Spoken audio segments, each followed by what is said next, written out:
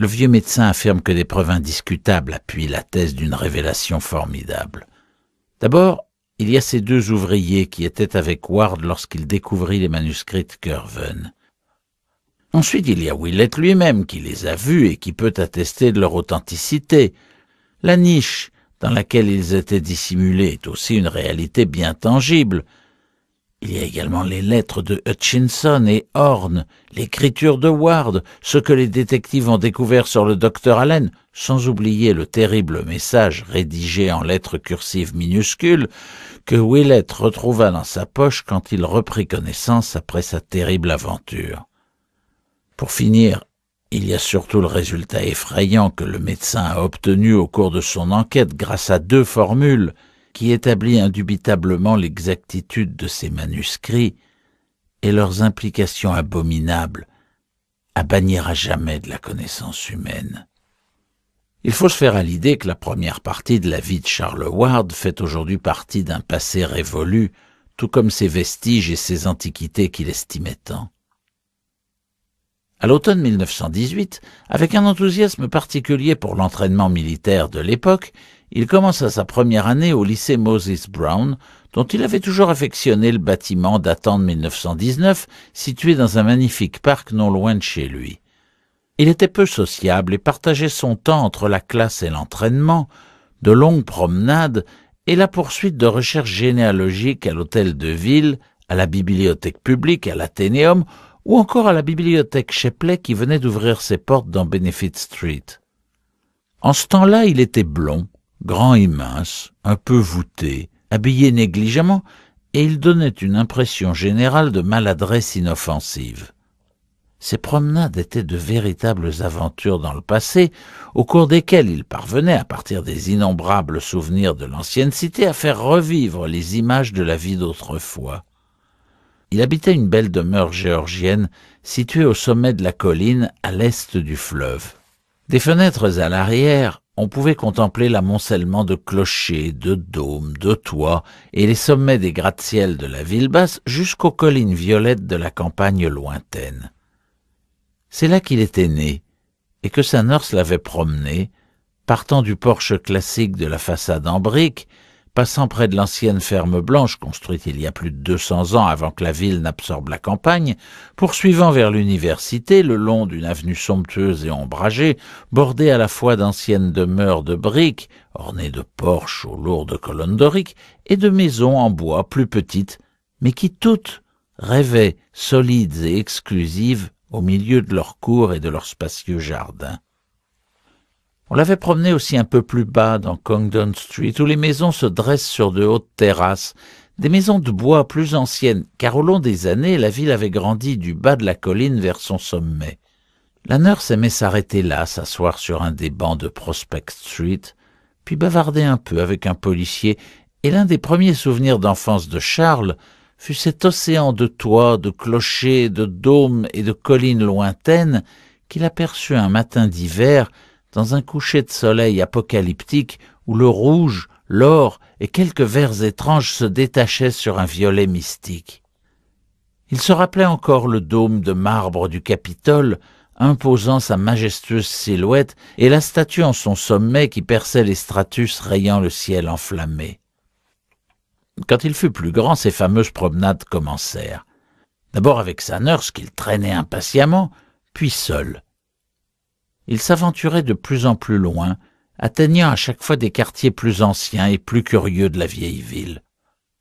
Il hésita un peu en descendant la pente raide de Jenks Street, bordée de pignons coloniaux pour atteindre Benefit Street, l'ombragée.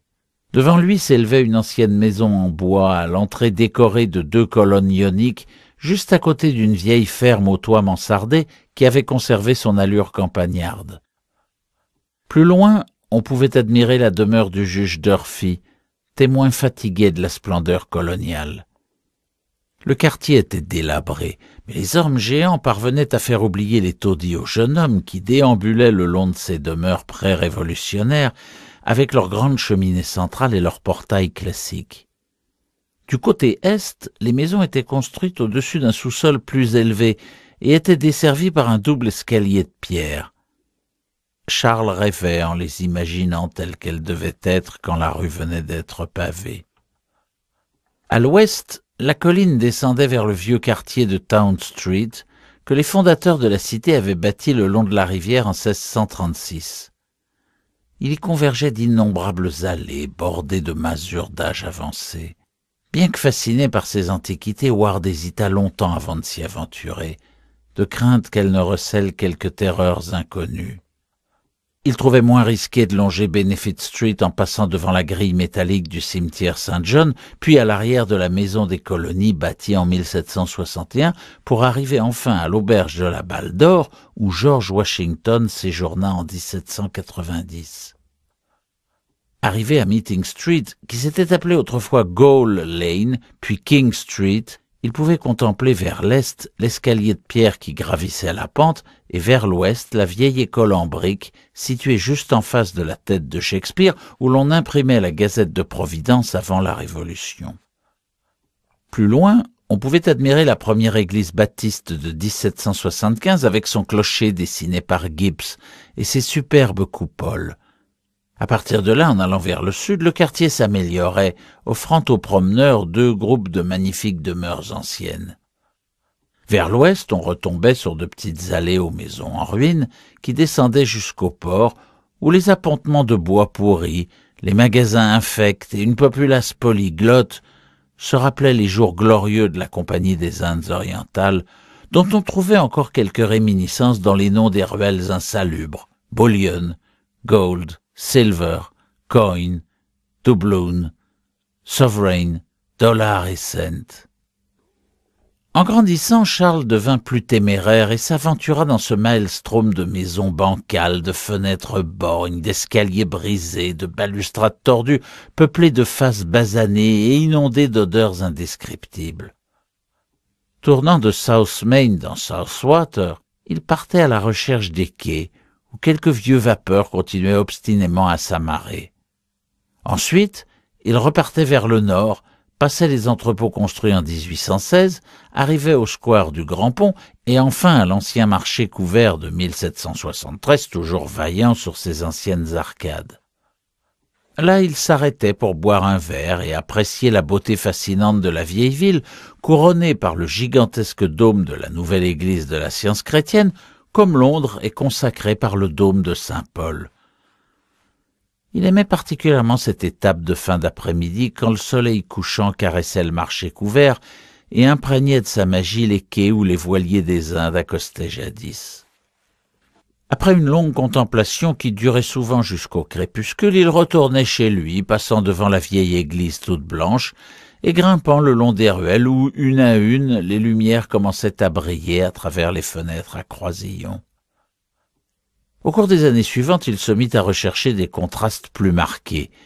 Il passait par exemple la moitié de sa promenade dans les quartiers coloniaux un peu décrépits, notamment le ghetto noir qui entourait la place, où la diligence de Boston s'arrêtait avant la Révolution.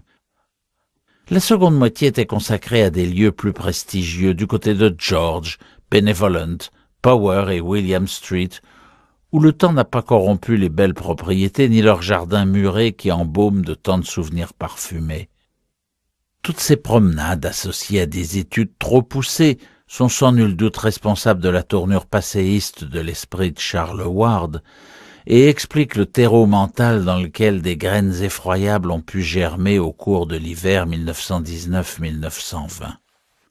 Le docteur Willett est convaincu que jusqu'à cet hiver maudit, il n'y avait rien de malsain dans les recherches de son patient. Il n'avait aucune attirance morbide pour les cimetières qui ne présentaient à ses yeux qu'un intérêt historique. Il ne montrait pas davantage de symptômes de violence. Puis, insidieusement, par degrés, on le vit changer après s'être découvert cet aïeul du côté de sa mère, un vieillard d'une longévité étonnante, ce Joseph Curwen, arrivé de Salem en mars 1692 et qui faisait l'objet d'histoires étranges et inquiétantes. L'arrière-arrière-grand-père de Ward, Welcome Potter, avait épousé en 1785 une demoiselle Anne Tillinghast, fille d'une madame Eliza Tillinghast, elle-même fille du capitaine Tillinghast, dont la famille Ward ignorait jusque-là l'existence. Fin 1918, en examinant un registre d'état civil, le jeune historien tomba sur une inscription de changement officiel de nom datant de 1772. Une madame Eliza Curwen, veuve de Joseph Curwen, reprenait, ainsi que sa fille, âgée alors de 17 ans, son nom de jeune fille, Télingast. L'inscription précisait « Le nom de son mari était devenu opprobre public pour des raisons connues après son décès, par quoi se voyait confirmer l'ancienne rumeur, jamais accréditée par une épouse loyale, jusqu'à ce qu'il fût indiscutablement établi qu'on n'en pouvait pas douter. » Cette inscription fut découverte lorsque 2 feuillets du registre qui avaient été soigneusement collés pour n'en faire qu'un se détachèrent.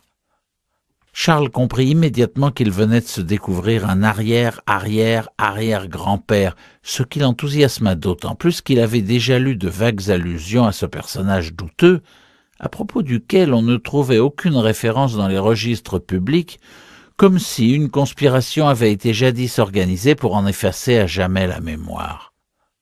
Ce qui fut révélé plus tard était si effroyable, si abominable, qu'on ne peut s'empêcher de s'imaginer ce que les colons voulaient à tout prix effacer des registres et de la mémoire, ni de juger que leurs raisons n'étaient que trop valables. Jusque-là, Ward s'était contenté de fantasmer à propos du vieux Joseph Curwen, mais en découvrant qu'il était directement apparenté à ce personnage banni de l'histoire, il résolut d'entreprendre des recherches systématiques à son sujet. Il y réussit au-delà de toutes ses espérances en mettant à jour de vieilles lettres, des journaux, des mémoires inédites, enfouis sous les toiles d'araignée des greniers de Providence et d'ailleurs, autant de documents que leurs auteurs n'avaient pas jugé utile de détruire. Bon nombre d'entre eux ne proviennent pas de Providence, mais de New York, où la correspondance de Rhode Island est conservée au musée de la Taverne Francis. Mais la source essentielle de la documentation de Ward est constituée, selon le docteur Willett, par les manuscrits découverts en août 1919 au fond d'une niche secrète ménagée dans une maison délabrée d'Olney Court. Ce sont eux, sans l'ombre d'un doute, qui ont fait basculer l'esprit de Charles Ward dans la démence.